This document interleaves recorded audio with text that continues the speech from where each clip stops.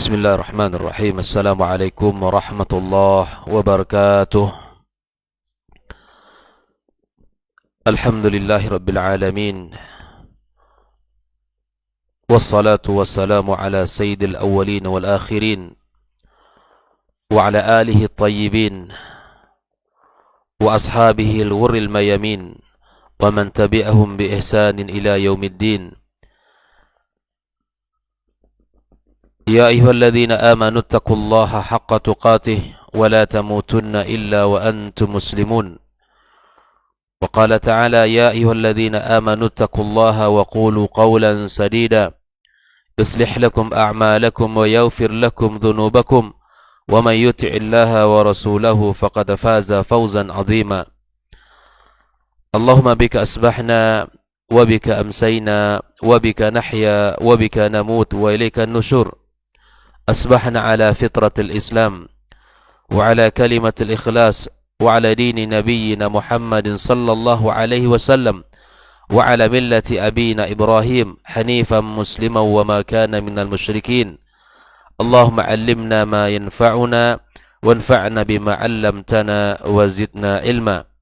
أما بعد، معاشر الحاضرين والحاضرات جماعة صلاة subuh Masjid At-Taqwa Indo As-Sakinah rahimakumullah wa ra'akum. Alhamdulillah, puji dan syukur pada Allah Subhanahu wa taala, kembali kita dipertemukan di pagi yang penuh berkah ini. Di hari yang sangat indah, keindahan ditandai dengan keimanan kepada Allah Subhanahu wa taala. Kita memasuki pagi dengan penuh keimanan, diawali dengan ibadah salat subuh berjamaah. Kemudian kita lanjutkan sejenak duduk dalam majelis yang mulia ini. Mudah-mudahan awal yang baik ini menjadikan kebaikan menyertai hari-hari kita yang akan kita jelang.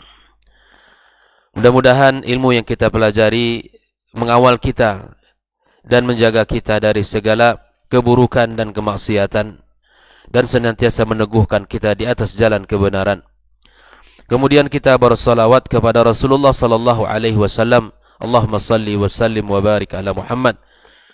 Kemudian kita ucapkan juga untuk keluarganya yang mulia, para sahabatnya yang setia bersamanya, dan kepada seluruh kaum muslimin yang senantiasa mengikuti sunnahnya sampai hari kiamat kelak.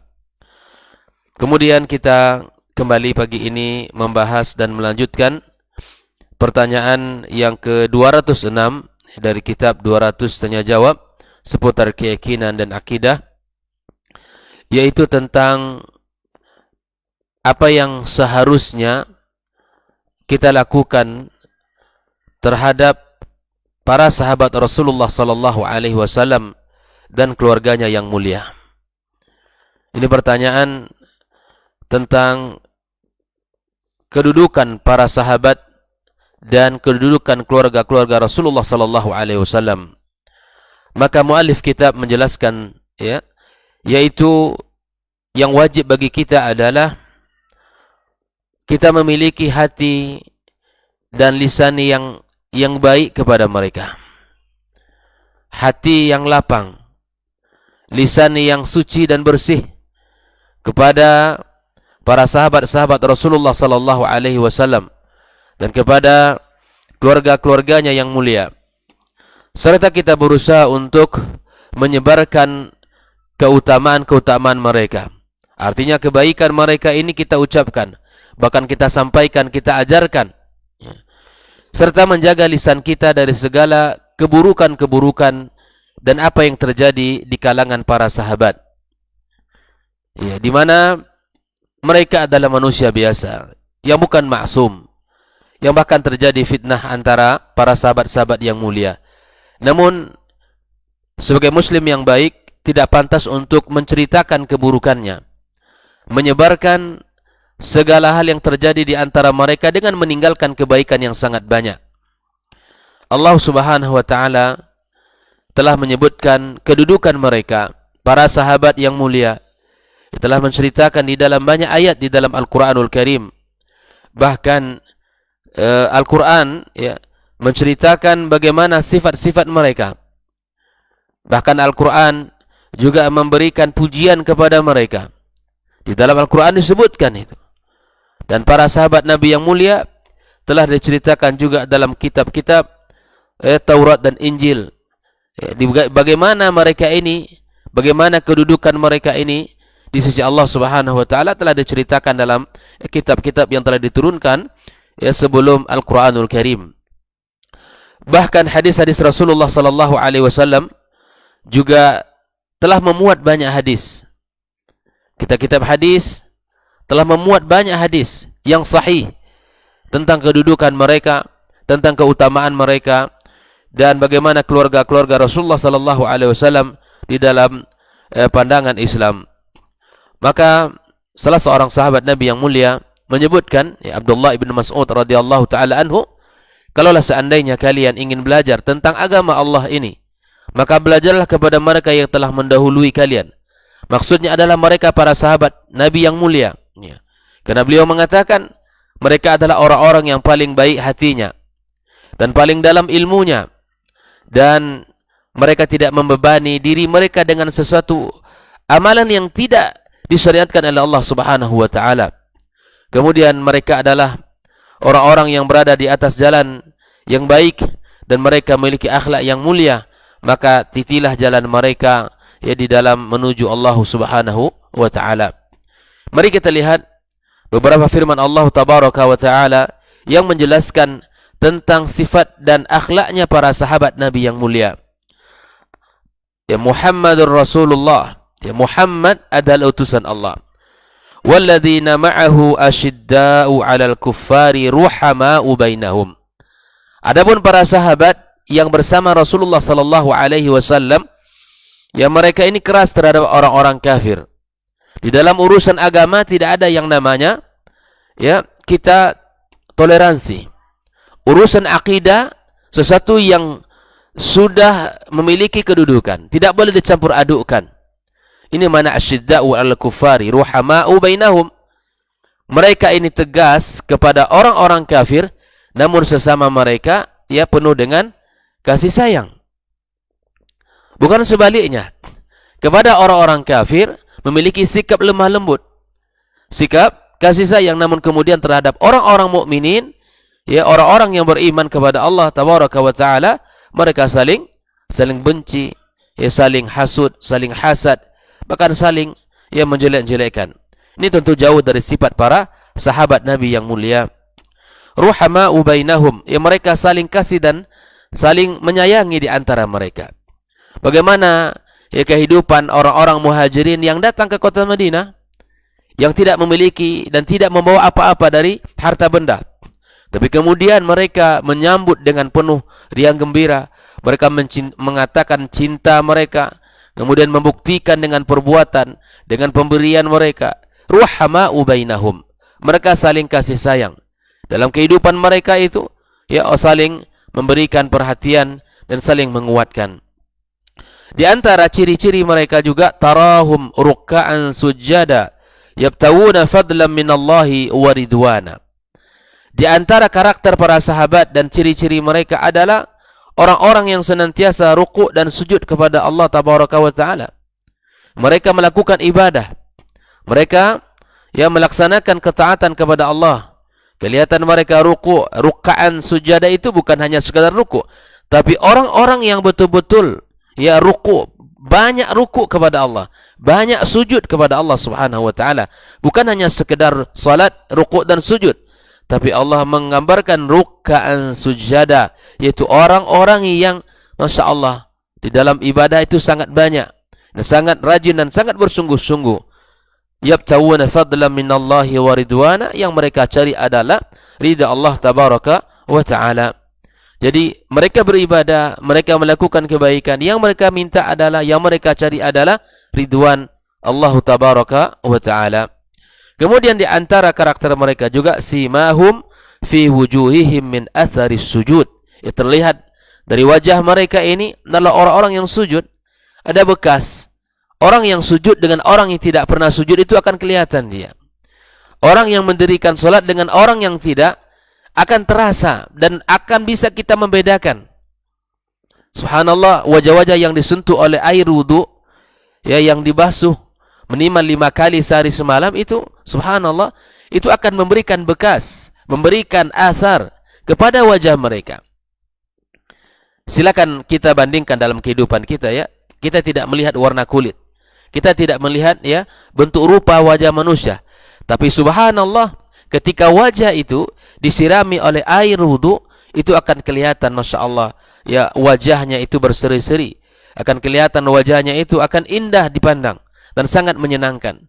Akan sangat berbeda ya ketika wajah-wajah orang-orang yang mungkin tampan, mungkin kulitnya Masya Allah putih bersih, tapi subhanallah tidak pernah disentuh oleh air wudu, maka akan kelihatan ya cahayanya berbeda dengan ya penampilan orang-orang yang berwudu kepada Allah tabaraka wa taala ketika ingin salat. Maka simahum fi wujuhihim min atharis sujud. Kemudian itulah yang Allah gambarkan di dalam Al-Qur'anul Karim. Kemudian Allah tabaraka wa taala menggambarkan dalam ya zalika mathaluhum fit Taurat, dan itulah gambaran-gambaran mereka para sahabat Nabi yang mulia di dalam kitab Taurat. Bagaimana Allah menggambarkan karakter para sahabat di dalam kitab Taurat yang diturunkan kepada Nabi Musa alaihi salam. Jadi generasi Musa dan orang-orang yang semasa yang beriman kepada Musa, mereka tahu itu. Beginilah orang-orang yang hidup bersama Rasul sallallahu alaihi wasallam. Kemudian wa mathaluhum fil Injil. Allah menggambarkan ya karakter mereka dalam kitab Al-Injil yang diturunkan kepada Nabi Isa alaihi salam, yaitu kazar'in akhraja syat'ahu. Ibarat tumbuh-tumbuhan, sebuah tumbuhan kata Allah akhraja syat'ahu, yang mengeluarkan tunas ya. Tumbuhan mulai nih naik, kemudian mengeluarkan tunas ya, fa'azarahu fastaghlada fastawa ala suqihi yu'jibu zurra. Kemudian tunas itu membesar, kemudian mengokohkan batangnya, kemudian tumbuh kuat ya, tumbuh kuat. Kemudian tanaman-tanaman itu membuat para penanamnya ya kagum, tumbuh luar biasa, indah sangat luar biasa, cantik sungguh luar biasa. Ya Allah jadikan senang di hati generasi ya orang-orang beriman di zaman itu. Liyaghidha bihimul kufar. Allah membuat hati orang-orang kafir itu ya sakit. Orang-orang kafirin melihat perkembangan tumbuhnya orang-orang beriman itu, jangan dikira mereka itu senang. Membuat hati mereka itu marah. Dan itulah yang terjadi. Maka hari ini kaum muslimin rahimakumullah, kita harus yakini akan pertolongan Allah tabaraka wa taala. Kita harus yakini dengan pertumbuhan umat Islam, dengan pertumbuhan orang-orang yang setiap hari beriman kepada Allah dan Rasul, masuk kepada agama yang mulia ini. Maka jangan kita bergembira dengan berbagai macam bentuk ya kesepakatan-kesepakatan. Orang-orang Yahudi tidak akan membiarkan itu. Orang-orang ya Yahudi senantiasa akan memusuhi umat Islam. Karena melihat pertumbuhan umat Islam ini membuat hati mereka ini hancur, membuat mereka marah ini. Mereka buat dari seluruh sisi agar umat Islam ini tersuduti, tapi tidak bisa karena Allah Subhanahu wa taala yang membuat dia tumbuh, yang membuat dia berkembang. Allah yang memberikan petunjuk kepada hati-hati setiap orang. Maka dia ibarat sebuah tumbuhan yang mengeluarkan tunasnya, kemudian tunas itu menjadi besar dan sehingga menguatkan tanaman. Dan kemudian tanaman itu menjadi kokoh tegak ya, tumbuh kuat, kemudian membuat orang-orang yang menanamnya ya gembira. Dan begitulah seharusnya pendidikan kita, dan begitulah seharusnya anak-anak kita tumbuh. Pendidikan yang kita berikan kepada mereka membuat hati kita senang sebelum orang lain senang, membuat hati kita gembira sebelum hati orang lain gembira. Nah seharusnya begitulah anak-anak kita. Tunas dari tunas ini kita harus rawat. Kita jaga akidah mereka, kita jaga iman mereka, kita jaga keilmuan mereka, adab mereka, sehingga subhanallah kita orang yang mendidik sebagai orang tua merasakan bagaimana anak ini tumbuhnya dengan baik. Yu'jibu zurra, itulah pendidikan yang berhasil. Orang tuanya merasa senang, guru yang mendidik merasa senang, bahkan orang-orang kafir yang merasa semakin sulit untuk menerimanya. Makanya hari ini ada ungkapan ya bahwa biarkan mereka ya di dalam Islam gitu. Tapi kemudian akhlak dan adab serta muamalah mereka jauh dari Islam. Karena inilah bentuk kemarahan mereka. Mereka tidak bisa menahan pertumbuhan umat Islam. Mereka tidak bisa menahan banyaknya kaum muslimin hari ini. Tidak bisa. Karena hati itu di tangan Allah Tabaraka wa Ta'ala. Namun mereka membuat makar dari sisi yang lain. Biarkan mereka Islam, biarkan KTP mereka Islam, biarkan nama mereka Muslim, tapi akhlaknya, adabnya, muamalahnya, cara hidupnya, cara berfikirnya, bahkan cara berpakaian, bahkan pola di dalam berumah tangga, itu sungguh jauh dari nilai-nilai keislaman. Ini yang dibuat oleh musuh-musuh Islam itu sendiri. Oleh itu kaum muslimin rahimakumullah, apa janji Allah? Wa'adallahu alladhina amanu wa 'amilus salihat minhum maghfiratan wa ajran 'azima. Allah Subhanahu wa taala berjanji kepada orang-orang yang beriman dan beramal saleh, bagi mereka adalah ampunan dan pahala yang besar.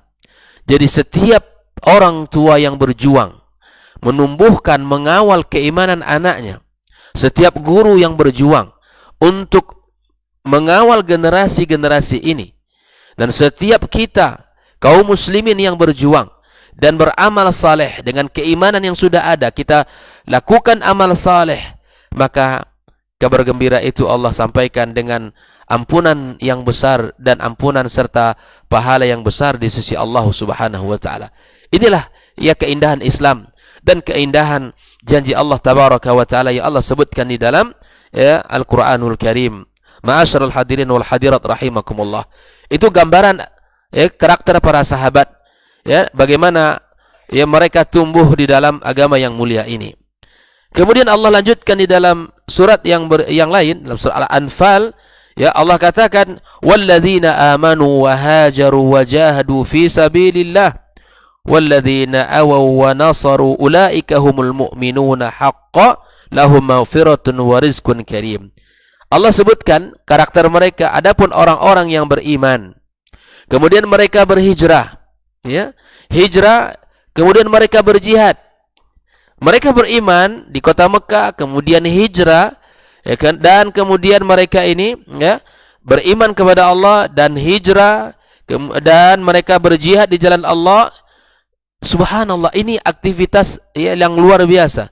Iman diikuti dengan hijrah, kemudian diikuti dengan jihad di jalan Allah Subhanahu wa taala.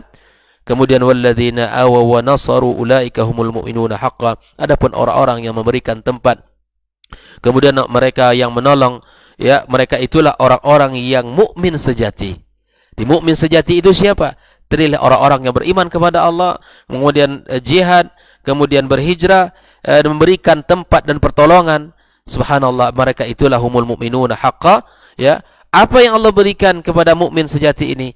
Ampunan dan rezeki yang mulia di sisi Allah Subhanahu wa taala. Ayat yang berikutnya tentang para sahabat Nabi yang mulia, was-sabiqunal awwaluna minal muhajirin wal ansar.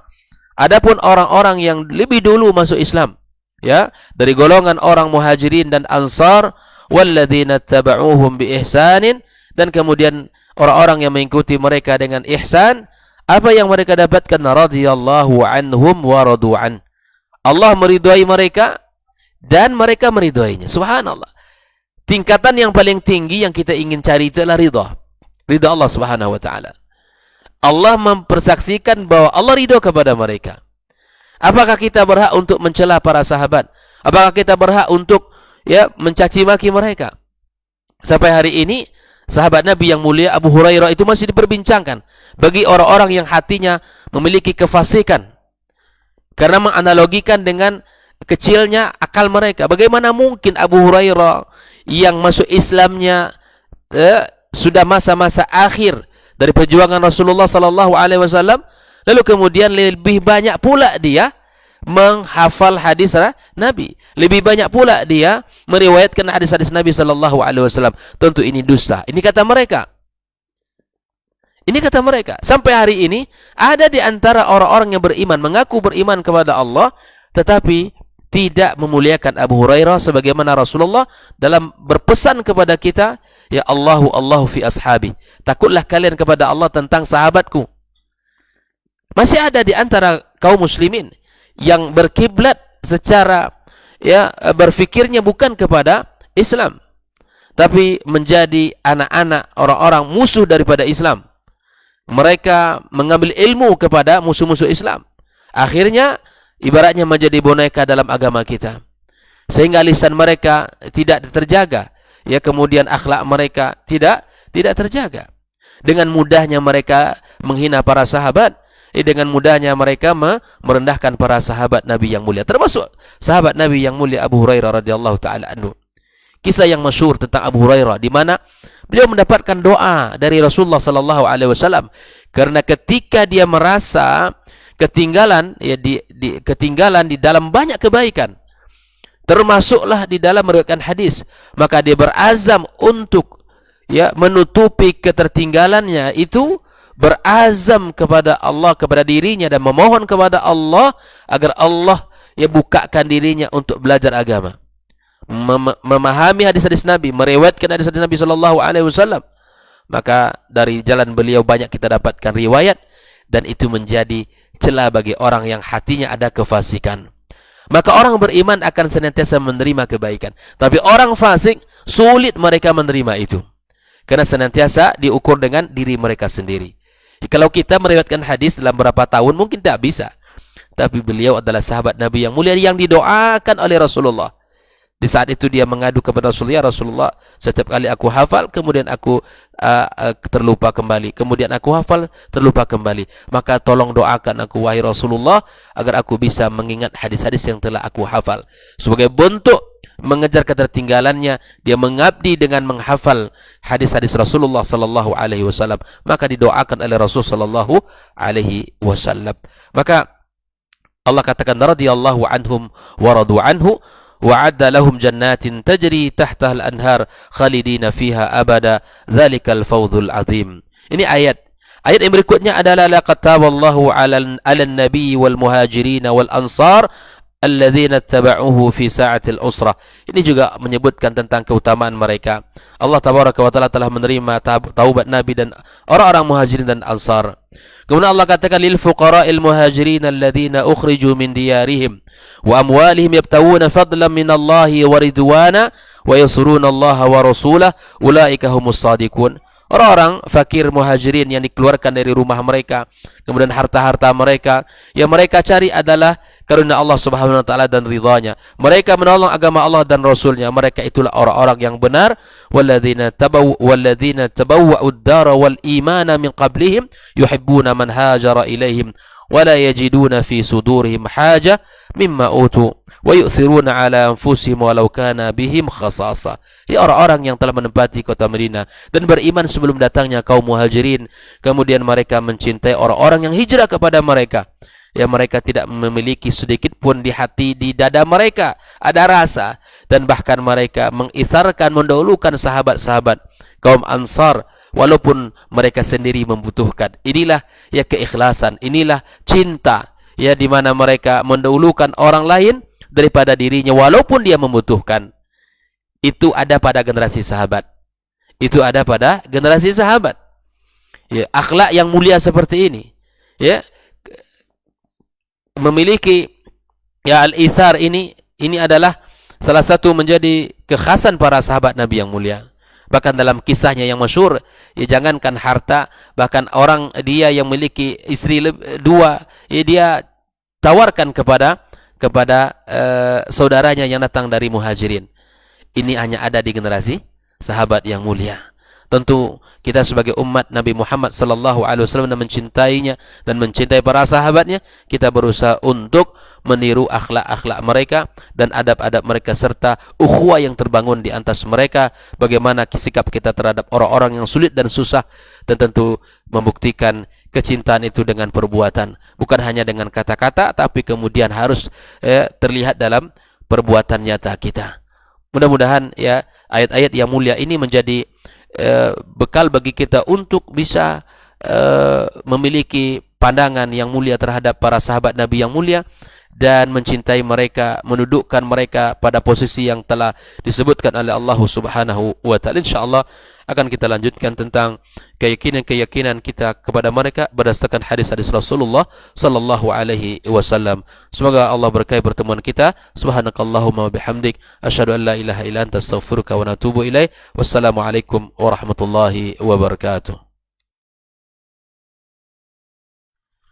Orang yang keluar dari rumahnya menuju rumah Allah untuk menuntut ilmu syar'i, maka sungguh dia sedang berjalan di jalan ilmu, dan itu akan memudahkannya untuk menuju surga Allah Subhanahu wa taala. Man salaka tariqan yatlubu fihi ilman salaqallahu bihi tariqan min turuqil jannah. Barang siapa yang menempuh sebuah jalan, jalan yang ditempuhnya adalah jalan menuntut ilmu, maka Allah akan mudahkan jalannya untuk menuju surga Allah Subhanahu wa taala. Orang yang berangkat ke masjid untuk menuntut ilmu syar'i dianggap sebagai jihad fi sabilillah. Nabi alaihi salatu wasallam bersabda, "Man dakhala masjidana hadza," barang siapa yang memasuki masjid kami ini, yakni Masjid Nabawi, liyata'allama khairan, untuk belajar atau mempelajari kebaikan, au yu'allimuhu, atau dia mengajarkan kebaikan, kal mujahidi fi sabilillah, adalah seperti orang yang berjihad di jalan Allah. Mudah-mudahan kehadiran kita di rumah Allah yang mulia ini, tujuan kita hanya satu, untuk mencari ridha Allah tabaraka wa taala. Mudah-mudahan ilmu yang kita pelajari, ilmu yang memberikan keberkahan, yang menerangkan jalan kita dan senantiasa menjaga kita di jalan Allah Subhanahu wa taala.